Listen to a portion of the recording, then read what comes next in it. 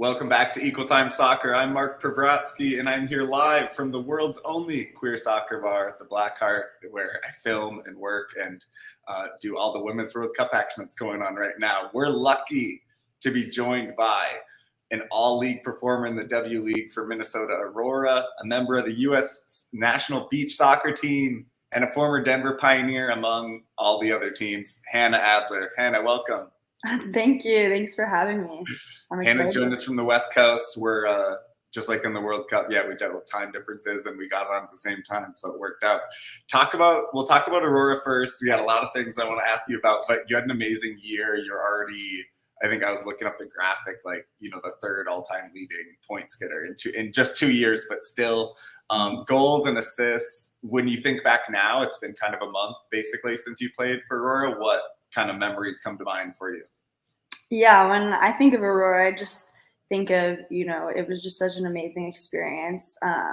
Just from the staff down, we had such amazing leaders, and the team itself was just full of inspirational women, and every single day being there was just so much fun, and it was one of the best soccer experiences I've had. So I'm really grateful for that. Yeah. Talk about the support from the community. Obviously, the community ownership makes the team somewhat unique. Also, you have a supporters group in Ravon Toulette who really found their form this year, and the team knew what they had in the marketing part, so they were all over the place. There was always Ravon Toulette supporters at every event. Talk about that and your experience, because you've had experiences in professional soccer, a couple short ones, and this is not professional, but I'm guessing the level of support you felt that way. Yeah. Oh yeah. I mean, they were amazing, honestly.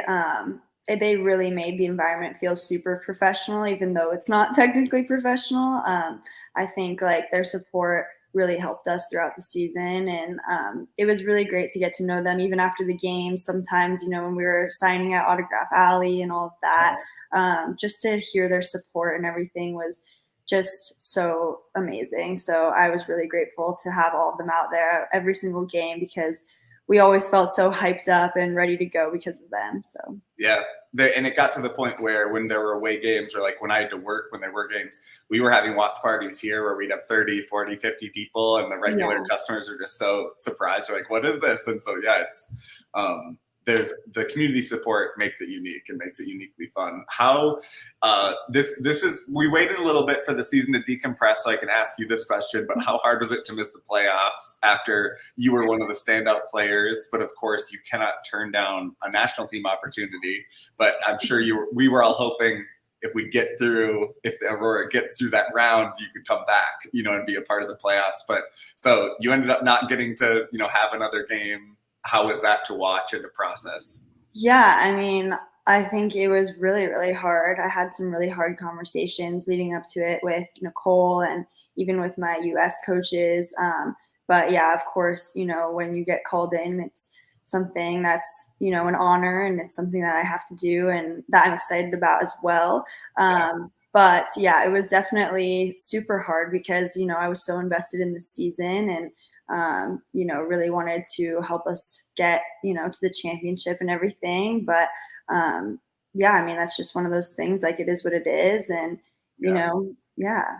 Yeah. Well, and it's kind of, we'll talk about it later, but it's the same opportunity that kind of gave you a chance in NWSL last year, because players taking national team chances, that's why you actually got a little bit of a chance with Racing Louisville. So, it kind of is full circle. You're playing both. You're getting both ends of that challenging balance as a player.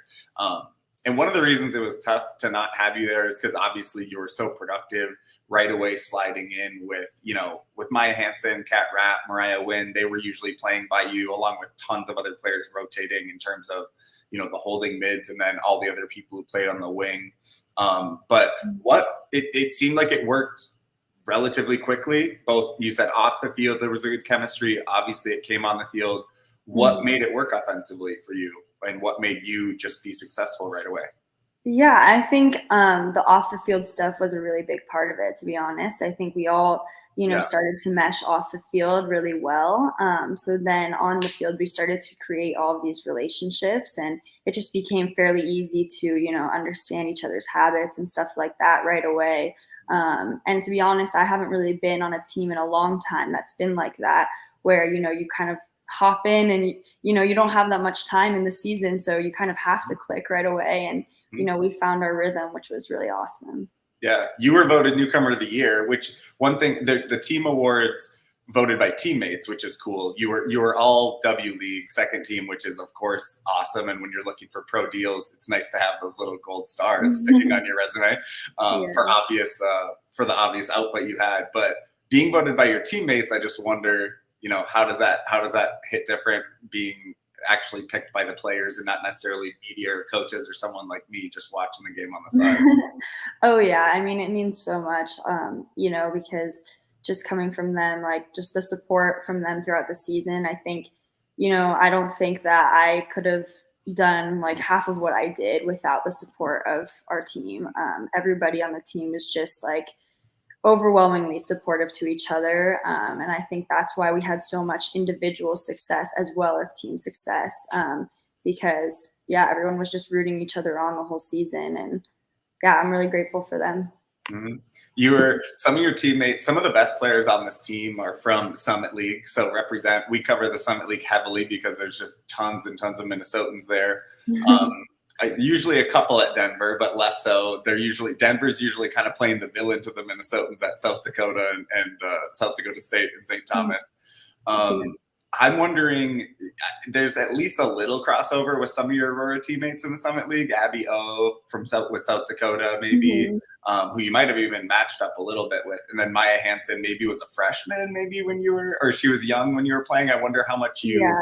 knew about them before and any memories you had of playing against them. Oh yeah, no, I totally remember. I remember playing against Maya Hansen for sure. I remember we were always scouting her before games, even though she was really young. Like I remember that was definitely a thing that A little everyone kid was running around. She like, never stops. Yeah. oh yeah, oh yeah. And then yeah, Abio as well. We definitely had some battles against each other. So Yeah. it was fun to finally be on the same team with them and not be fighting against them. So Yeah, we'll talk a little more about Denver later too. But I wonder for you, you had the standard, 4 years in college, and you had played a lot of high level club soccer going up to then. What did you do in your summers previous to this? I mean, not obviously while you were at Denver. Did you ever play in summer league, or did you play in WPSL or UWS? How did you train in the summer previous to this? yeah, I played for the Colorado Rapids in the WPSL, Yeah. I believe 2 summers in a row. Yeah, and that was definitely, a very well-run program as well. So I think it's, maybe a little bit similar to the W League, but a little Mhm. bit different. I'm still Yeah. kind of figuring that out. Yeah, yeah. Well, it's we see in both the W League and WPSL. There's just big differences between clubs. So I mean, like in W Yeah. League, the difference between the clubs that are youth clubs that are adding this on top versus like Mhm. teams like Aurora who are creating this as a presentation piece for women in the professional space. You just Yeah. see differences. Like some of your, and then once you get into the final playoffs, all the tough teams are Right. there, and Yeah. there's no more gaps. Yeah, Um, for sure. in terms of what you expected from, because the Rapids are very good. For people who don't know, Mhm. Salvo upset them in the WPSL playoffs this year. They're a team that routinely makes runs and wins. So you played at a high level in the summer, and obviously you were coming off being with Louisville last year a little bit. Mhm. But how did the standard match your expectations from just talking to the team, meeting with them on Zoom, and then being on the field and playing? How did the standard match what you expected for yourself? Yeah, I mean, I think it was a very unique situation, for Nicole to set up these kind of Zoom meetings for us like months before our season even started. I think that in itself is very professional, just professionally run. Like I don't know other teams that would have been doing that, honestly, like trying to put in the work off the field because we only have so much time once we get there, And then that made it so much easier by the time we got there. Then we can just focus on the soccer, and we've done like most of the hard work already. So I definitely enjoyed that. Yeah. Had you been on teams that allowed celebrations and maybe encouraged them in the way they did? I think, yeah, professionally, they do encourage like the celebrations, but I don't think on this level. I think like Yeah. this is another level, and I really appreciate it because you could see, it gets like the crowd going, it gets the community involved, everybody gets really excited about it. So I think it's something really special and unique to this team. Yeah. Were you, because you aren't one, I don't think you are one to do a lot of the heavy celebrating. Of course, like we know Mariah dictates Yes. it. Kat got into it a lot because also she's just scoring a lot. You're Right. a little more like celebrate and hug the teammates a little bit. I don't remember. Were you involved? I mean, there were some whole team ones. But Yeah. We're a little more low key in the celebrations. Yeah, I think, yeah, when there were team celebrations, like for sure, I would do those ones. But yeah, I'm definitely more of a low key, just hug my teammates, let them know that, especially the person who assisted, it's always important to shout them out and stuff. So yeah. What was your favorite celebration of this year? Or it could be a couple. Ooh, the one that really sticks in my mind was, I think it was the first game we played, and I think it was Kat's goal, and we all lined up and we were taking pictures of her. Yeah, that one was cool. I like that one. Yeah. That's Tiana also said that when I talked to her. Oh, really? Yeah, for sure. It was great. Yeah, Cat Rap found her form in doing celebrations for sure. Oh yeah. I love it. Tiana also told us it's not so much that Mariah likes it the most and like comes up with the idea. She dictates what the she's like it is dictated. So like, this is what we're doing. Yeah, exactly. No, I love it though. It's amazing. It makes it fun. It fun. If fans are sitting in 90-degree heat watching you, then celebrate all the time. What was your either your favorite goal of yours, maybe, and then also just like in general, because there were a lot of goals. It's tough. There's like 60 of them, so you'd have to go through a lot of Yeah. Oh, that's a good question. I guess, I don't know. I guess it was kind of cool, the game when my first touch was my goal. So that one was pretty fun because it kind of surprised me. It surprised everybody. But yeah, I would have to say that one just because I don't think I've ever done that before. So that was pretty cool. Very cool. There was, and we, when I spoke to T, she also said, I mentioned just the time. I don't know if it was in the playoff game with Chicago City or if it was just towards the end of the year where Cat Rap, I think it got voted goal of the year. She turned into scored an upper 90, and then like 5 minutes later, you did kind of like just a little bit less upper 90 version. Oh, like the same. I know. We were laughing about that after because she was like, "Yeah, we've been joking about our goals and stuff," and I just came on and replaced her and did the exact same thing. So you also both. I mean, a lot of the goals you'd get too. I mean, a fair amount end up being tap-ins, which of course look like it's an easy goal, but it's because of the entire passing sequence leading up, and you kind of just overwhelm the other team. And so it's like, yep, you're on the line tapping in, Maya's tapping in because you've done the work and found that end result. Yeah, totally. No, those ones were awesome too. A lot of the celebrations is dancing. There's a lot of dancing pregame. I'm asking these same questions I asked Tiana. Who's the best dancer on the team, Hannah? Oh, the best dancer. Oh, interesting. I don't know. I mean, I would honestly say Tiana. I think she gets the crowd going. It seemed like she would be leading the kind of circle up. Sometimes the coaches jump in there, don't they? Oh, yeah. Nicole definitely did her fair share of dances. Those were awesome. I will say this is something that made me kind of laugh because I'll watch that like before where kind of people are circling up doing the dances. And awkward social dancing still stays the same. Like people are still doing shopping cart. They're doing the arms around. Everyone does. They do a little running man. Like you can still do the same awkward circle up dancing in 2023 that you did, in 2003. Oh, 100%. I mean, we were always say, it's all about the confidence. Like, especially if you watch Addie, it's all about the confidence. Yeah. I love her dancing specifically. That's who Tiana said Addie is the best. And I was like, shout out to the Mormons of Utah. The best just answer. Shout out Addie. Who's the best dressed, Hannah? Ooh, the best dress. Okay, interesting. And I'll tell you who Tiana said. Tiana gave kind of two. Okay. Oh, you won't tell me yet. Okay. No, I need. Yeah, we gotta Okay. see. I don't know. I think I really liked, I mean, I think like Christelle was always dressed really well coming in. Christelle and Morgan Stone, I think they always came Yeah, in and you always knew they had the good fits on. They always took those pregame pics. I mean, we all did, but yeah, like I always loved their outfits the most. So yeah. yeah. Yeah, I absolutely. Yeah, I feel like there's a lot of like pleather in play. There's a lot of it's Yeah. Tiana said herself, but she said that Abby. She said she had to take it, but she first said that Abby O had like really good sneaker game. Oh yeah. Good So sneaker game. yeah, Yeah. I said, I mean, Stell has the ability to count on future dental income. She can invest in all the clothes she wants. You Yeah, guys don't. true. Yeah. You're She looking to does get an take all entry of level. You're looking to get the entry level European contract. That's not going to pay for your fits. Yeah, She's got definitely the not. advantage. The other thing I asked Tiana about because it was something I noticed just from the sidelines, only like a glimpse once, but using an old film camera to have like the player cam. You guys are Oh yeah. recording this, and I wondered, like, one, just I don't know how much you guys like talked about it or traded the camera, if it was just always one person. And is there Mhm. any? Do you think that we'll ever get to see any part of that? Like, see some Yeah. creative? Honestly, that's a good question because I haven't seen it yet. But Yeah, I think Mariah was usually the one leading that. But yeah, we would switch around, like sometimes who was holding it and stuff. But yeah, I'm hoping that that gets uploaded and shared soon because there was a lot of good footage on that for sure. well, I mean, look, yeah, a lot of footage, a lot of hours to look through to edit. But yeah, she needs to keep hold of it in case Aurora, grows and grows, and then there's going to be, an ESPN documentary about it or something. Yeah. No, For sure.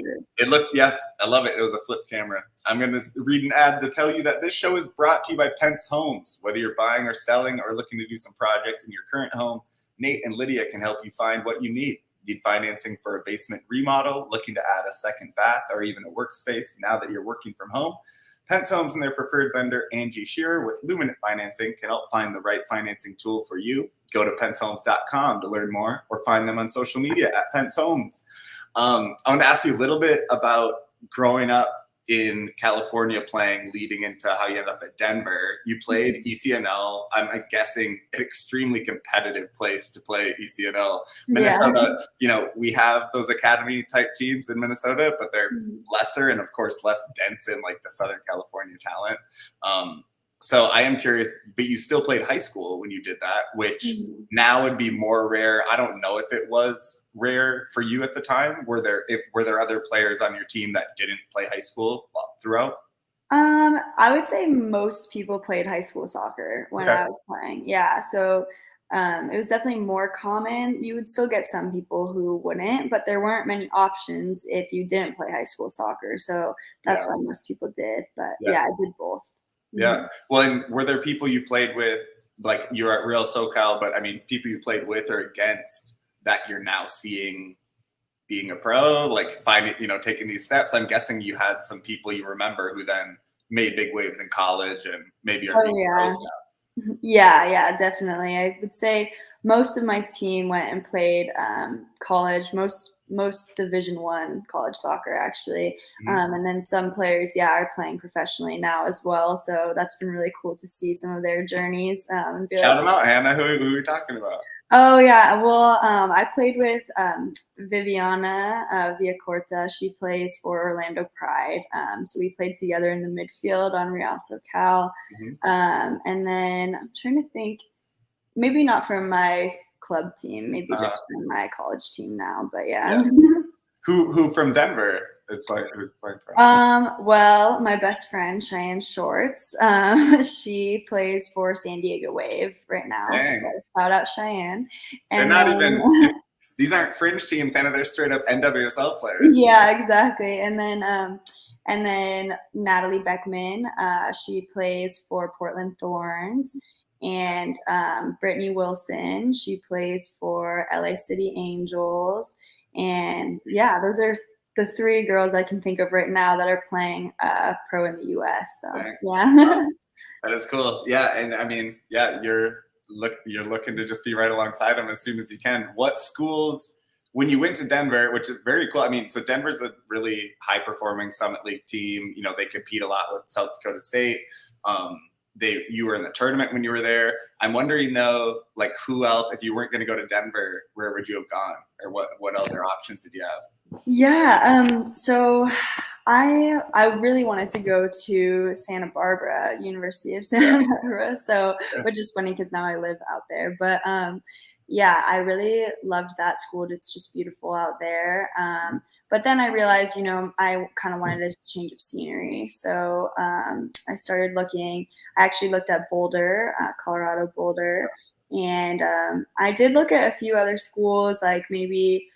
I think it was Wisconsin I looked at, just to kind of put some feelers out there. But at the end of the day, I remember I just went to DU and I was like, nope, this is the school for me. This is, And it was amazing. So you played right away, made a lot of contributions.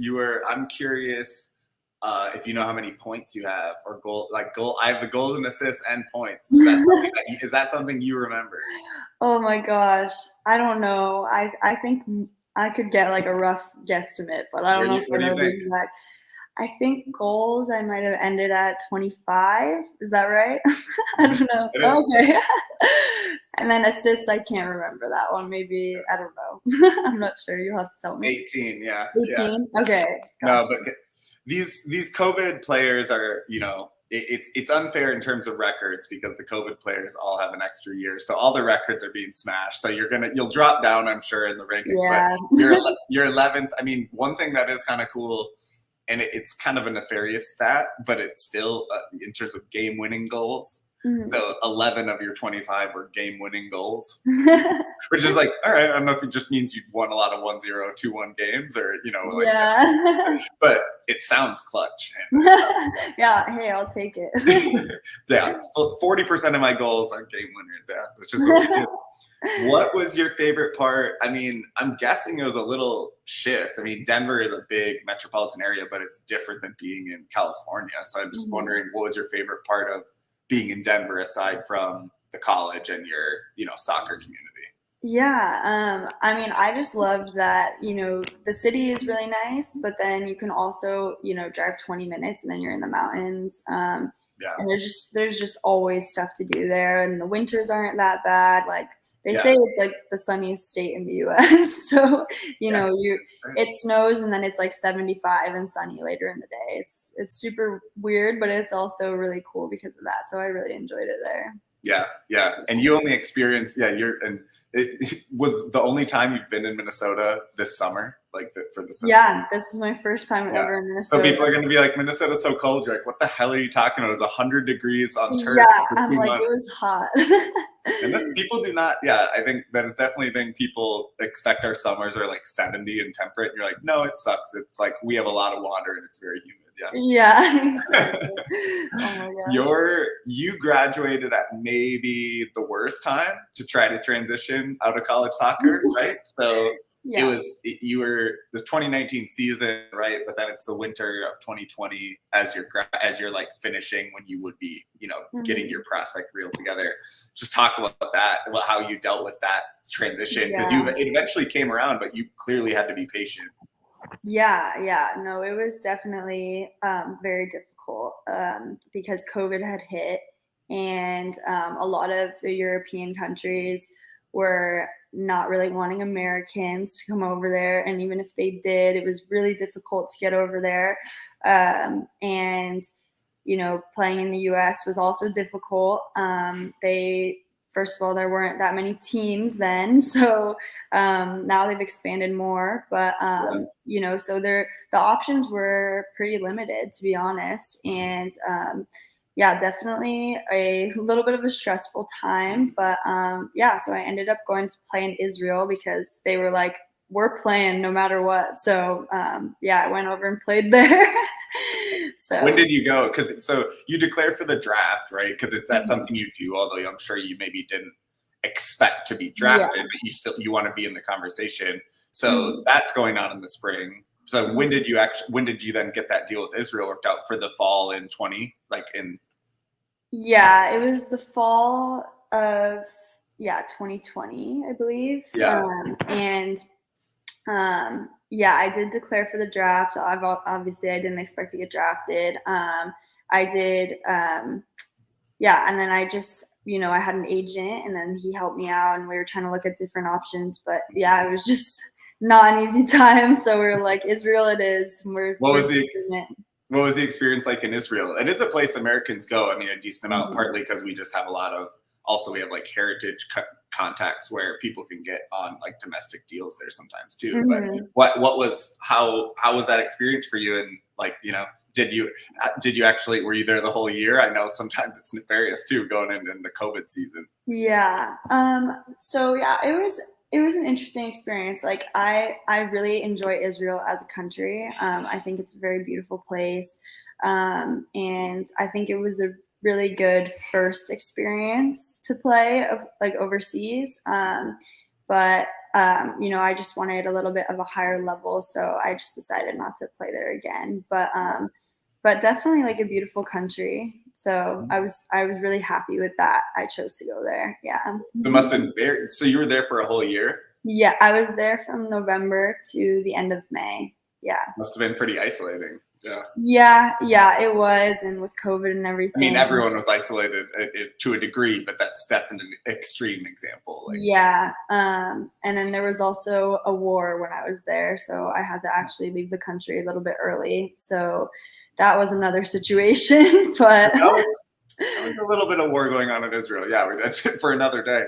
Yeah, exactly. It's not a place. Not an entirely calm place, to say it overly simply. So you get your feet wet in that, and then I know that the next place, or at least that I saw, that you were with Aalborg in Denmark, right? So you were able to, but you had to come back, probably just train on your own. Yeah. And find the next step. Yeah. So I actually came back, and then I actually played for one team before the Aalborg team. I played for Hobie Kerr. It looks like HB Coach, but it's pronounced Hobie Kerr. And that was the Champions League team in Denmark. So I played for them first. Yeah. And then I played for Aalborg after that. Yeah. Danish soccer, get your coverage, on a higher level, so I can Google these things. Yeah. Danish. Yeah. This is why Equal Time's here, to get something on paper. Exactly. And that's always a really unique thing too, the way players get signed into. So were you signed into like Champions League qualifying, and then when they didn't qualify, like you were seen and found the next place? How did that go? So I signed in August with Hobie Kerr.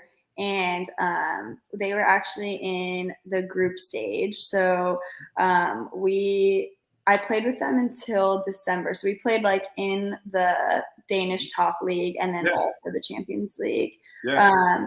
And then after that, I just wanted to go somewhere else after that. So I just signed to play for another team in the league because I really like the league. So yeah. Where did you play in Champions League? Where'd you get to go? We traveled to Arsenal and Barcelona, and I had to ask you for you to share that you traveled to Arsenal and Barcelona, Hannah. That's that's crazy. I know. It was pretty cool. Wow. Did you just get worked by Barcelona? Sorry, they're kind of the best team in the world, so One time, yes. We played them twice, and the first time, actually, we put up a good fight. But the second time, it was rough. It was like the last game of the group stage, and we already knew we weren't going through. So, yeah. Is it the best? Were they the best team you've ever faced? Yeah, I would say so, for sure. I don't know who else. I mean, Arsenal as well is very, very good. Yeah, exactly. Yeah. That must have been incredible to get to play those, because the Danish league, like they have support. Aalborg, I knew there used to be a US man on that team, so I knew playing in the Champions, playing people like Arsenal and Barcelona. That must have been Wow. Oh yeah, it was unreal, and like just even getting to like shake their hands after the games, you're a little bit starstruck and stuff. So I'm blanking on all those famous Spanish players, but like, did you try to do jersey swap, or did they let you either make you pay for it? I don't know. I can't remember. I didn't try to, but I can't remember. Maybe some people did. But it was also kind of that thing where it's like you're playing at the same level, so you're trying not to fangirl too hard, But when Barcelona men play a team in Champions League, everyone is Everyone's there's fangirling. no shame. Yeah, there's Yeah. there was a whole coverage about how the politics of it work out of who gets Messi's jersey after every game, because Oh my it's like gosh. everyone wants it, so it's like he'll generally pick an Argentinian, and then like they're like, of course I get it, and yeah, it's Oh my gosh, that's so funny. that's an incredible experience though, that you get to play against Arsenal and Barcelona, and hopefully, next time you'll take them down. Yeah. Yeah, What exactly. about so playing in Denmark, coming back? Talk about finding that spot with Racing Louisville. That's a really exciting thing. The one thing that, like we said, someone else got a chance to play in the playoffs of the W League because you went to the beach national team. Mhm. Likewise, last summer, because of the Olympics, you got to experience some NWSL culture. How did that come about? Yeah, it was kind of random a little bit. I had been in this part of my career where I just decided to kind of put out some feelers for myself of like maybe places that I would maybe want to play. And I kind of just went out on a limb and reached out to some different teams, and Louisville got back to me and they were like, yeah, like we'd love to have you. And I was like, whoa, that's kind of crazy. I didn't know it's that easy. I didn't know this would just like work like that. Yeah. So no, it was really cool. And yeah, I got to go there for a little while and experience playing there, and it was a very professional environment, obviously. And playing with some of those players, I learned a lot, and the staff was amazing too. So nothing but great things to say about that team. Yeah. How long did you get to be with them? I was only there for like a month, I would say, because it was just the national team replacement player window. But I knew that going in, so it wasn't a surprise. But it was still, any chance to be there is obviously an amazing opportunity. Was there a little less pressure than if you say were someone brought in at training camp and trying to make it versus you said you knew it was a defined thing? Did it make it a little less?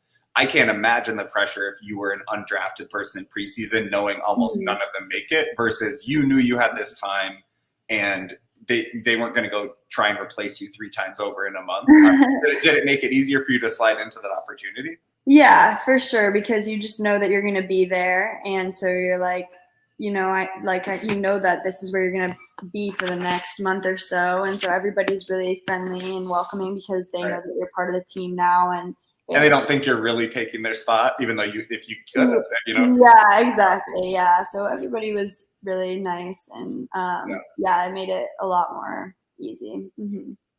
Definitely 2 of the best probably training setups in the country in terms of Aurora in the W League with the Vikings whole facility, and then doing like Racing Louisville is just a new team that's invested so much, and then like the KC Current are just one-upping them, and with their like training center and stadium, and so really exciting. And you're a very good reminder to people of just how brutal it is to try and get a spot on an NWSL team because one, there's not that many teams. Thankfully, they're expanding, but 2, they have really small rosters. They have like they don't carry more than like 20, paid real people. It's really lean. So everything we can do to see more spots is exciting. So Bay FC and whoever else need to come in and get Hannah in with all those 99ers and stuff in the Bay. Right.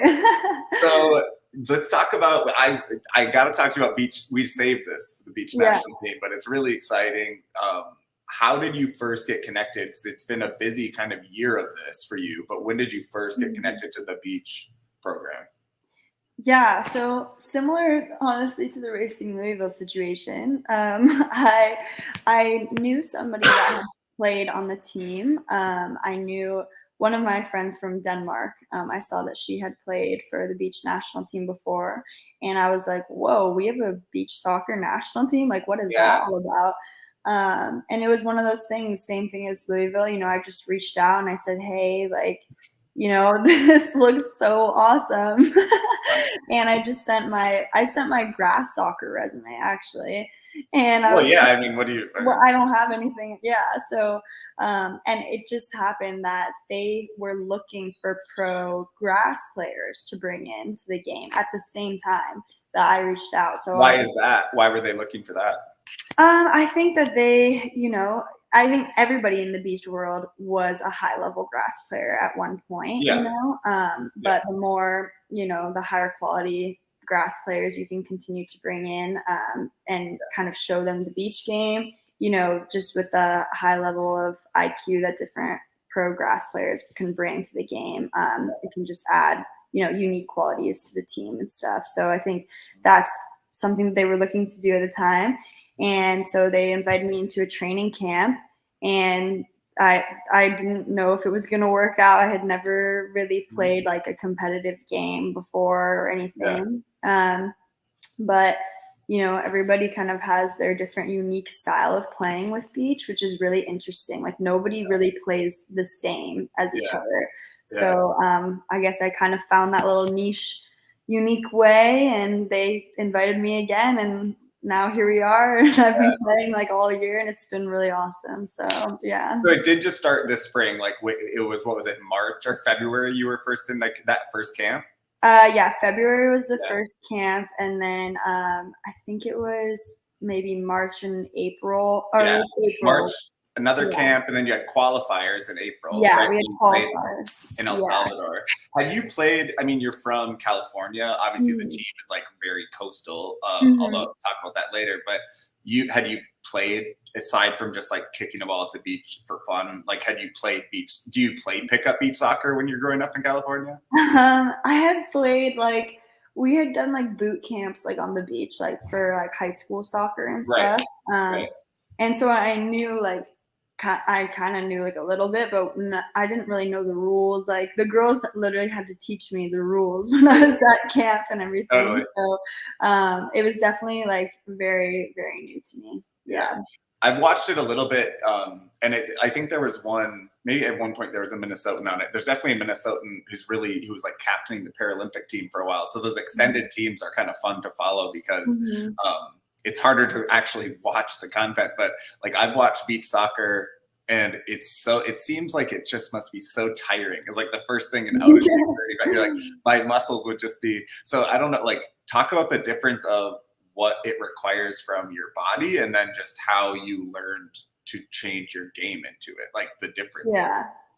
Yeah, no, it is. It's definitely different on your body. I would say like I did struggle a bit with that because for me, a lot of people say it's their calves that really burn when they're playing, but for me, it's my quads because it's almost like hockey, I would say, where it's like you're going like a full out sprint for like maybe it's like you play for 2 to maybe 4 minutes at a time, depending on, you know, how tired you are, if you're, you know, a starter or whatever.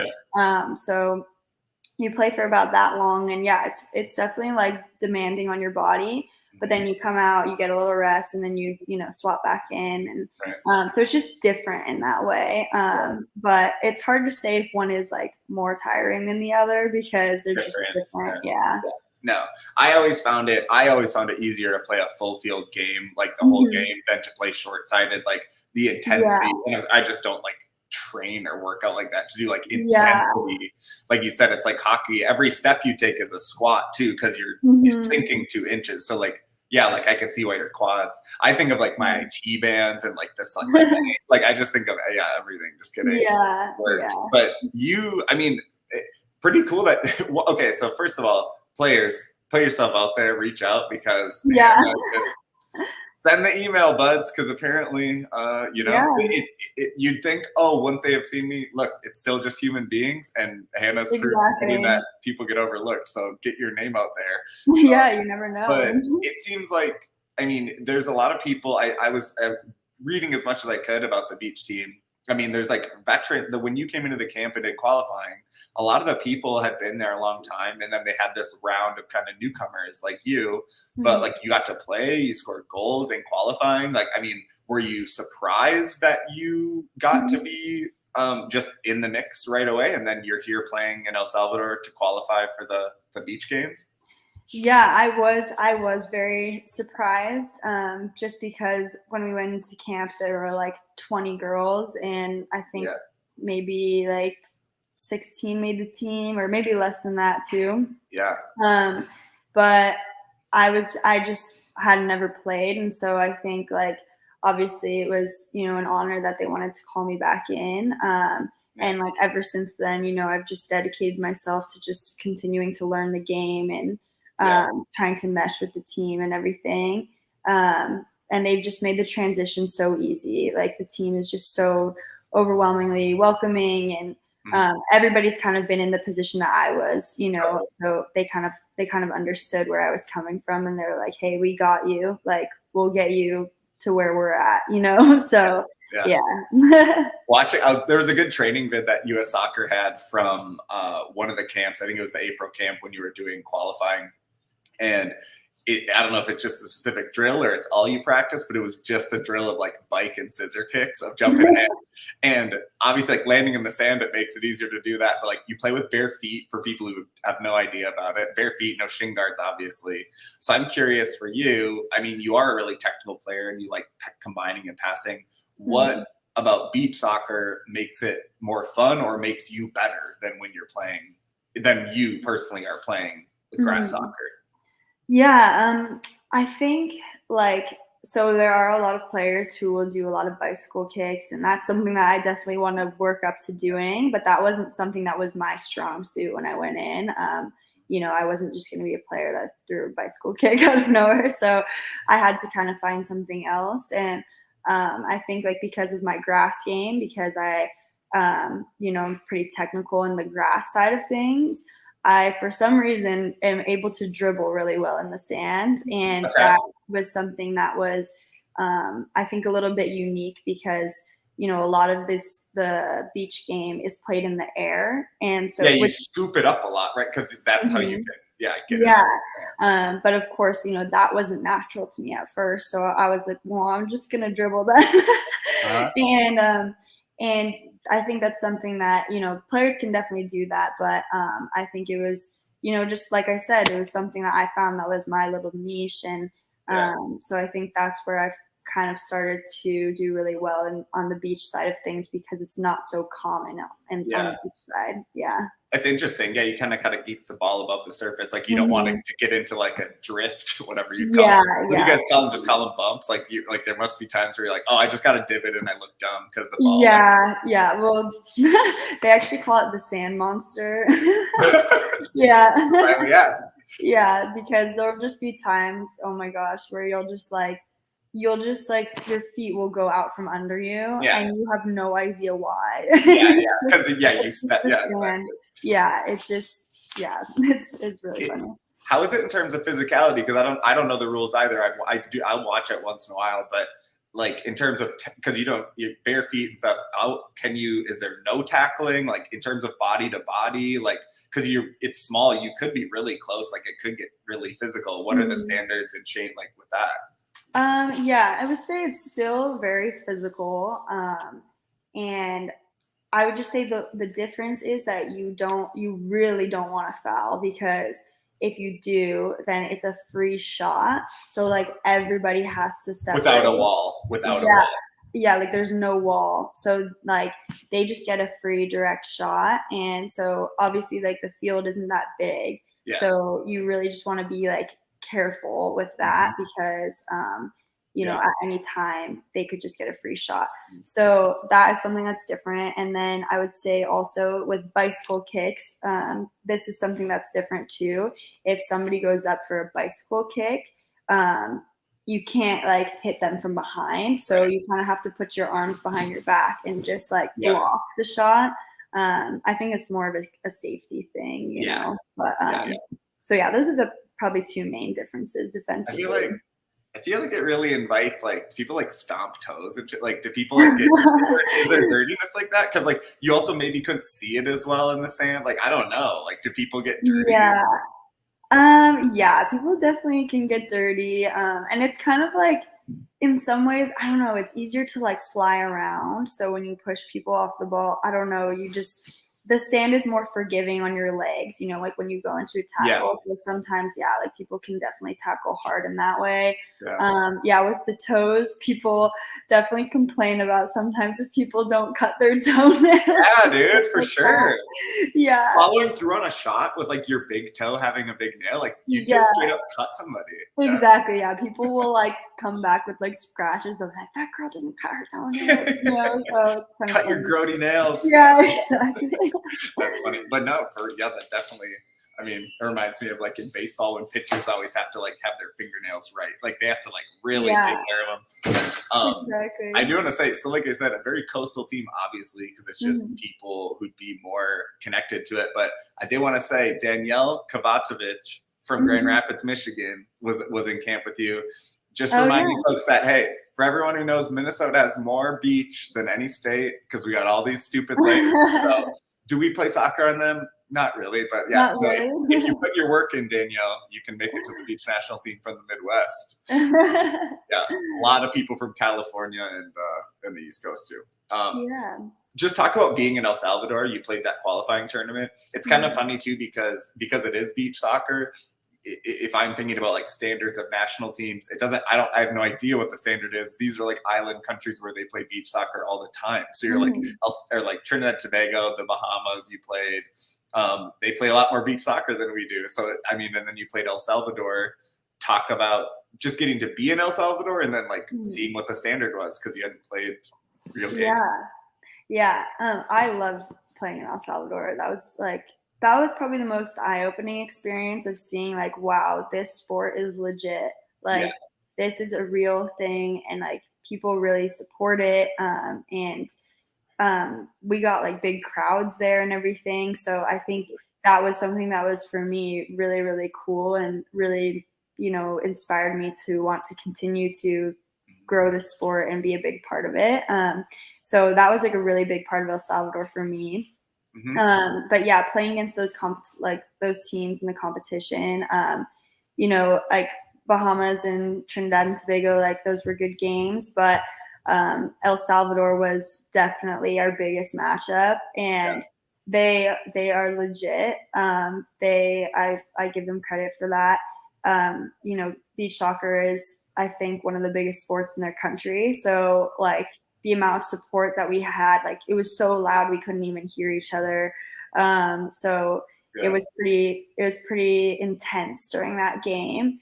And I think it was just a really eye-opening experience of being like, whoa, like these countries take this very, very seriously, and we need to level up our game as well, you know, if we want to continue to, you know, strive to be the best. So it's cool to watch. I mean, obviously it's a coastal game in terms of like, you know, like in Brazil and Portugal and countries like that's a fully professional league they have. And it's also, you can see why it can be so popular because one, in a country that's all beach, it's so accessible because it's easier than, yes, you can play on concrete anywhere like 2-on-2, but it's not forgiving and it's not as like inviting to the game. Like anywhere on a beach can play beach soccer, you know, and they can play 2, 3 feet, you know. I can't imagine that would have been really fun to see. It kind of validates you because it doesn't get the hype here, you know. Exactly. Who on Aurora would you think best like would fit in on the team? On the beach team? Ooh, I know. I mean, I would say Mariah just because she almost scored a scissor kick goal in that game. She's got an engine. The quick possession and change. Yeah, exactly. But yeah, maybe some of like the technical players for sure because it's a very technical game. So maybe one of the Raps. Maybe the Raps. Down in.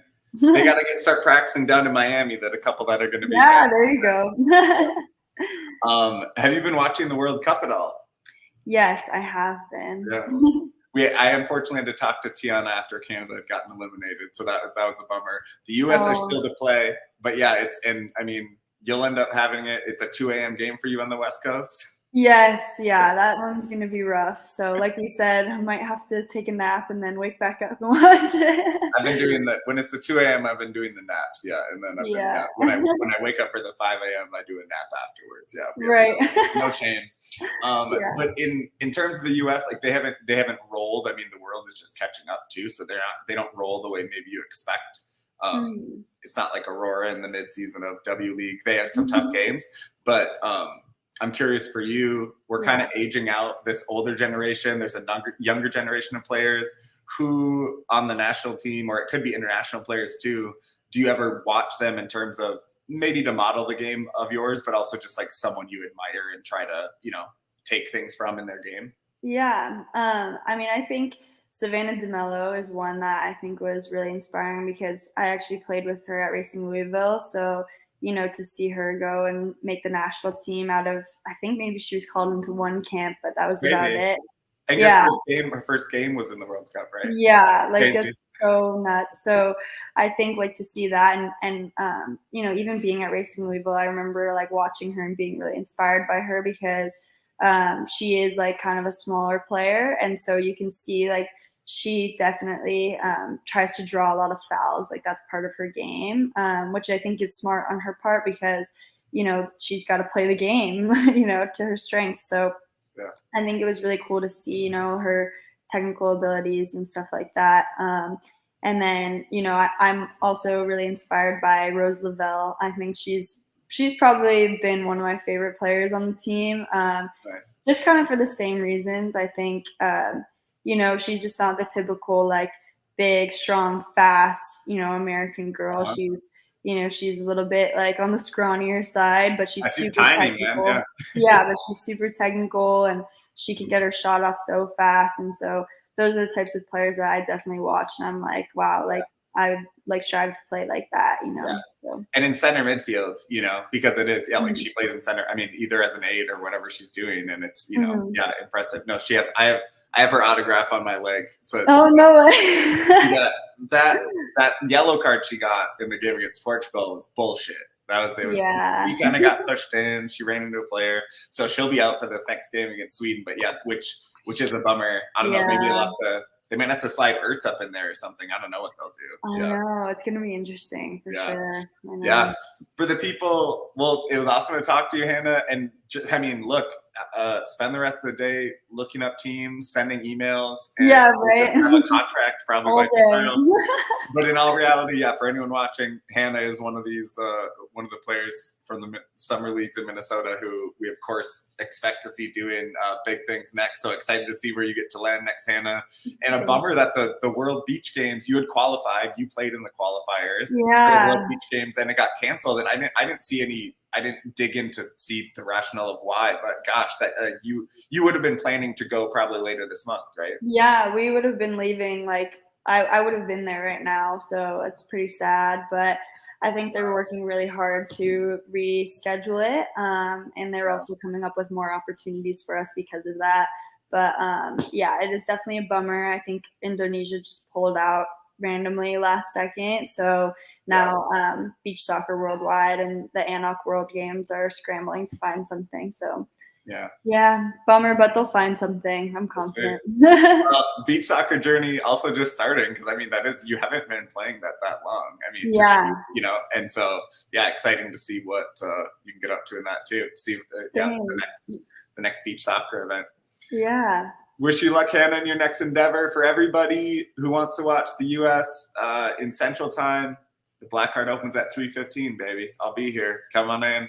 We had a full house for the last game against Portugal, and we'll probably be one of the only bars in the whole state that is open at 4 a.m. for this game. So come on in, and Hannah's got to deal with the 2 a.m. So we wish you luck on that. Thanks for your time, Hannah. All right. Thank you.